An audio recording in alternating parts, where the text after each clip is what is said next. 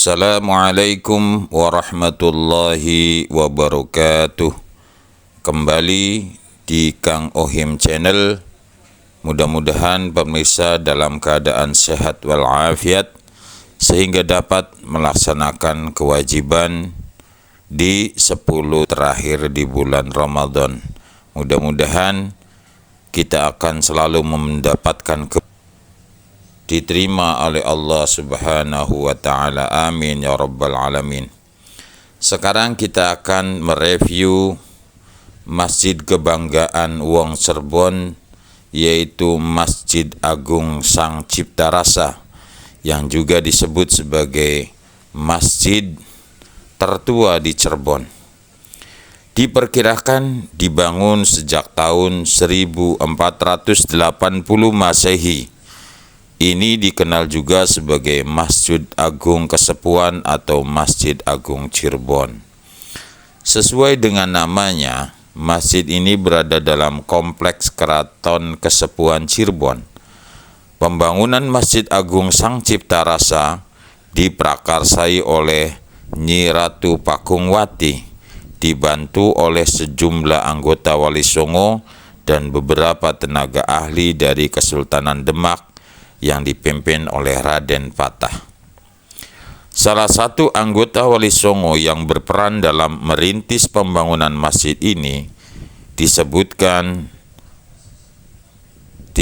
Suwardi Alamsyah dalam nilai budaya arsitektur Masjid Sang Cipta Rasa Cirebon Provinsi Jawa Barat yang terhimpun di jurnal Patanjaya pada tahun 2010 adalah Sunan Gunung Jati.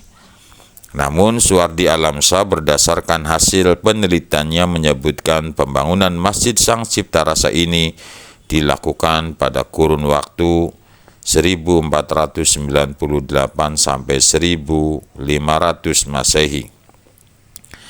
Sunan Gunung Jati menikah dengan Ratu Dewi Pakungwati, putri dari Pangeran Cakrabuana, yang tidak lain adalah pendiri Kesepuhan Cirebon.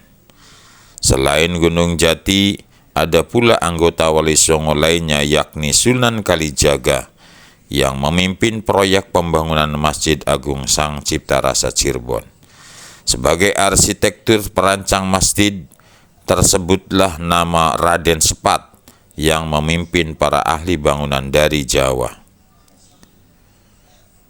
Uka Chandra Sasmita dalam pertumbuhan dan perkembangan kota-kota muslim di Indonesia dari abad 13 sampai abad 18 Masehi menyebutkan bahwa Raden Sepat dan kawan-kawannya adalah para ahli bangunan dari Kerajaan Majapahit. Arsitektur luar bangunan masjid. Arsitektur bangunan Masjid Agung Sang Cipta Rasa merupakan perpaduan berbagai unsur budaya dan sejarah. Bentuk, struktur, dan ragam hias masjid ini ditunjukkan untuk mempertahankan tata nilai dalam sepanjang perjalanan sejarahnya. Masjid Agung Sang Cipta Rasa dikelilingi pagar tembok berhias tonjolan, belah ketupat, dan bentuk persegi 6 bergerigi. Pada atas tembok terdapat pelipit rata dari susunan bata yang bagian atas dan bawahnya mengecil. Sedangkan bagian tengahnya melebar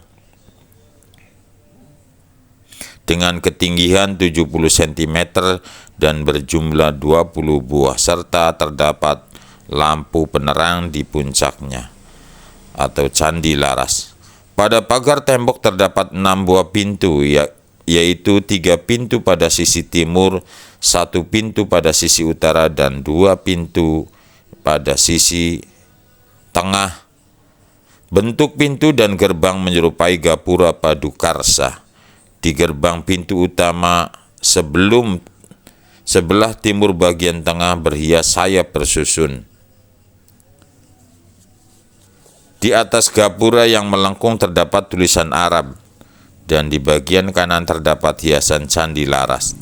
Selanjutnya di 2 pintu gerbang berhias candi laras dan di bawah terdapat hiasan belah ketupat. Gerbang yang lain juga berbentuk segi panjang dengan lengkung. Di bagian tengah lengkung terdapat belah ketupat terdiri dari 2 buah dan daun pintu berhias motif candi laras.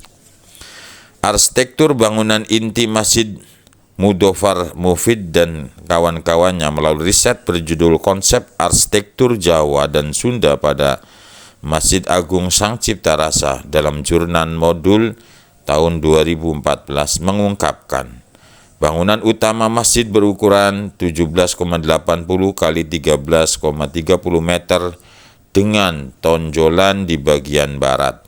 Ruang masjid menghadap kiblat, kemudian terdapat lantai ubin tarakota pada serambi sebelah selatan berukuran 28 kali 28 cm, berjajar berwarna merah memudar.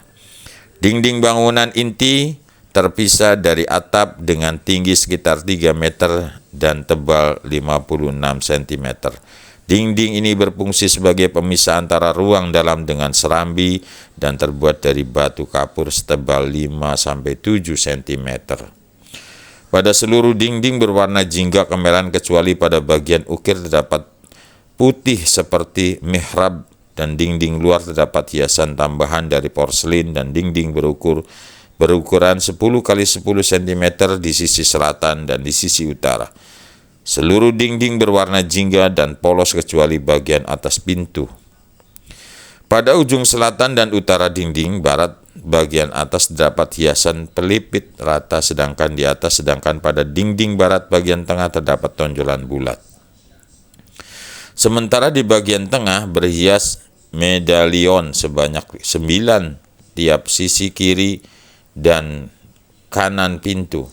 Hiasan medalion terdiri atas motif pilin dan teratai, keduanya berselang menghiasi dinding.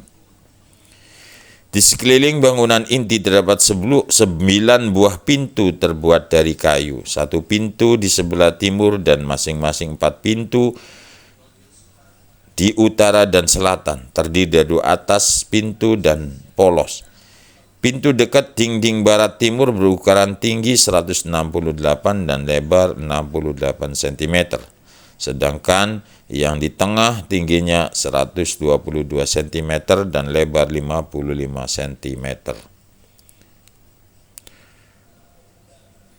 Di sebelah utara terdapat sumur yang konon dapat mengobati segala macam bentuk penyakit.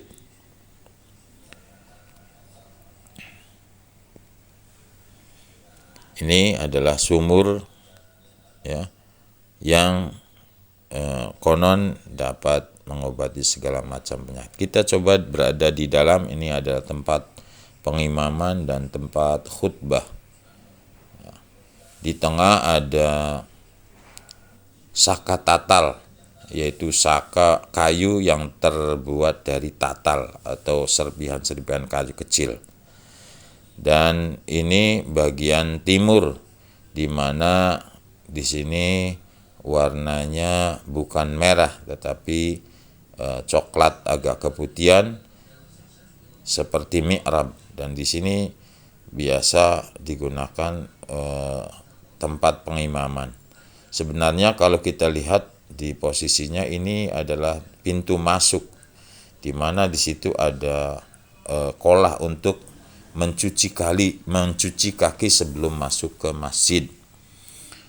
Dan kita lihat sekarang ini banyak sekali orang yang sedang melaksanakan iktikaf di Masjid Agung Sang Cipta Rasa, karena sekarang bertepatan dengan tanggal 24 Ramadan, sehingga di sini banyak orang yang melaksanakan iktikaf di Masjid Agung Sang Cipta Rasa, baik laki-laki maupun perempuan. Di sebelah selatan itu khusus untuk perempuan. Ya, kita sudah melihat ini adalah pintu gerbang yang dari timur,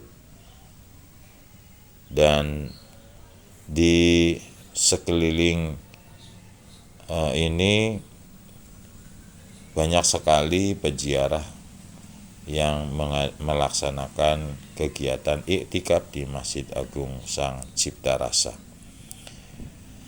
Ya, itu saja yang bisa disampaikan. Mohon kritik dan saran dari channel ini. Jangan lupa like, share, and subscribe agar channel ini bisa berkembang. Mudah-mudahan di akhir bulan Ramadan ini kita tetap selalu diberikan kesehatan, kekuatan, keberkahan sehingga kita dapat melaksanakan aktivitas-aktivitas di bulan suci Ramadan ini dengan maksimal, dan mudah-mudahan Allah pertemukan kembali dengan Ramadan di tahun yang akan datang dalam keadaan fi syihatin daimah, sehingga kita dapat beribadah dan meramaikan bulan suci Ramadan. Terima kasih. Kurang dan lebihnya mohon maaf. Wallahu muwaffiq ila aqwamit thoriq. Assalamualaikum warahmatullahi wabarakatuh.